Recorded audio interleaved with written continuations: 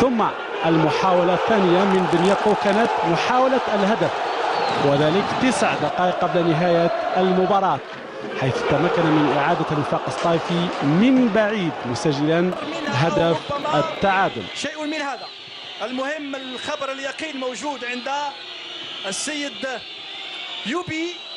هناك بنياطو يسجل ويقلص النتيجة لمصلحة الوفاق في الوقت البدل الضائع من هذه المباراة للمقابل 1.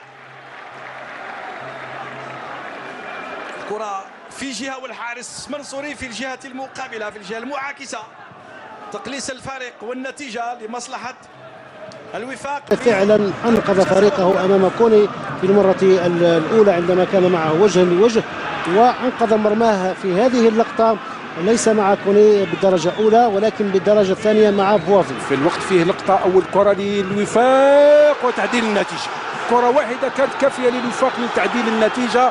إذن الوفاق يتمكن من تعديل النتيجة. خطأ في المراقبة من دفاع فريق وفاق سطيف، يتمكن كوربية من تعديل النتيجة بعد ما ضيع شباب قسنطينة. الوفاق يرد بقوة ويتمكن إذن من تعديل النتيجة وبعث المباراة من جديد.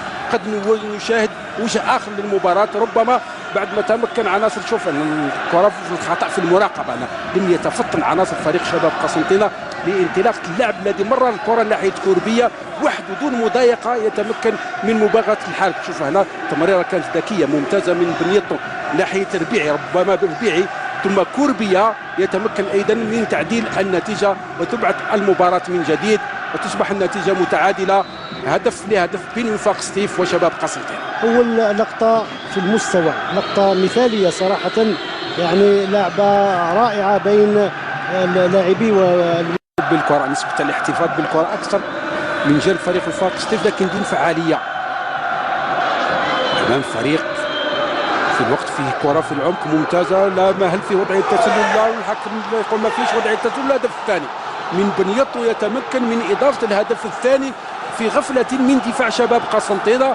كرة عرضية من الجهة اليسرى ودفاع شباب قسنطينة وكأنه يتفرج، وبنياطو يتمكن من استغلال هذه الكرة ويباغت الحارس سي محمد سيدريك ويوقع الهدف الثاني في الدقيقة تقريبا 60 من المرحلة من المباراة. إذن وعودة الفرحة لجانب أنصار فريق وفاق سطيف بعد ما كان منهزم في النتيجة. هو الآن يتمكن من تسجيل هدف الفوز. شوف الآن لاحظ فيه لاعبين 2، قلت فيه خطأ في غفلة من دفاع فريق شباب قسنطينة.